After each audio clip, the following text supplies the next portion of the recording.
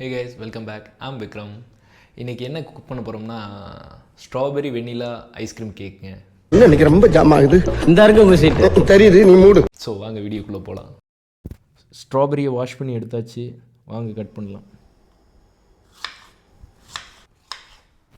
Cut பண்ண ஸ்ட்ராபெரியை மிக்சியில் அரைச்சி எடுத்துக்கிட்டு அது கூட சுகர் ஆட் பண்ணி பாவு மாரி ஒரு க்ரீம் கன்சிஸ்டன்சிக்கு பாதியாக காய்ச்சி எடுத்துக்கணுங்க.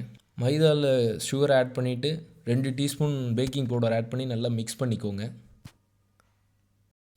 ஃபஸ்ட் டைம் ட்ரை பண்ணுறேங்க, எப்படி வருதுன்ட்டு பார்க்கலாம். ஃபஸ்ட் டைம் இப்போ தான் நான் பேக்கிங் ட்ரை பண்ணுறேன்.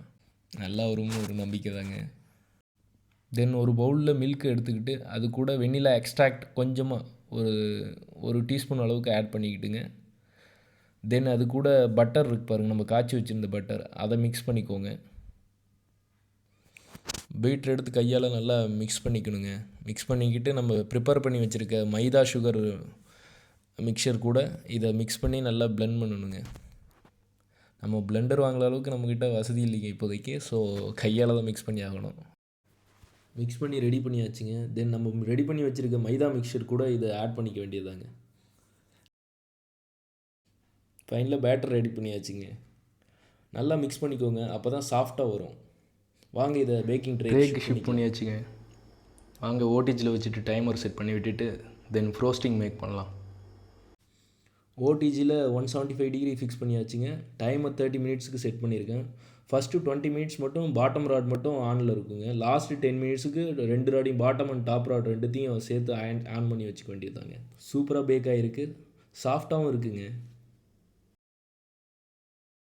ஒரு பவுலில் பட்டர் அண்ட் சீஸ் எடுத்துக்கோங்க.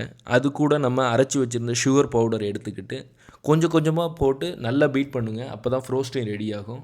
ஃப்ரோஸ்டிங் ரெடி ஆனதும் நம்ம கேக்கில் அப்ளை பண்ணிவிட்டு ஃப்ரிட்ஜில் வச்சுட்டு நெக்ஸ்ட் டே எடுத்து பார்க்கலாம் வாங்க. ஃப்ரோஸ்டிங் ரெடி பண்ணும்போது பட்டர் இல்லாமல் ரொம்ப கம்மியாக போட்டுட்டேங்க, அதனால தான் இப்படி இருக்குது. ஃப்ரோஸ்டிங் கொஞ்சம் ஹார்டாக இருக்குது, பட் டேஸ்ட் அல்டிமேட்டாக இருக்குதுங்க. ஆல்ரெடி நான் சாப்பிட்டு பார்த்தேன், வேறு லெவலில் இருக்குதுங்க.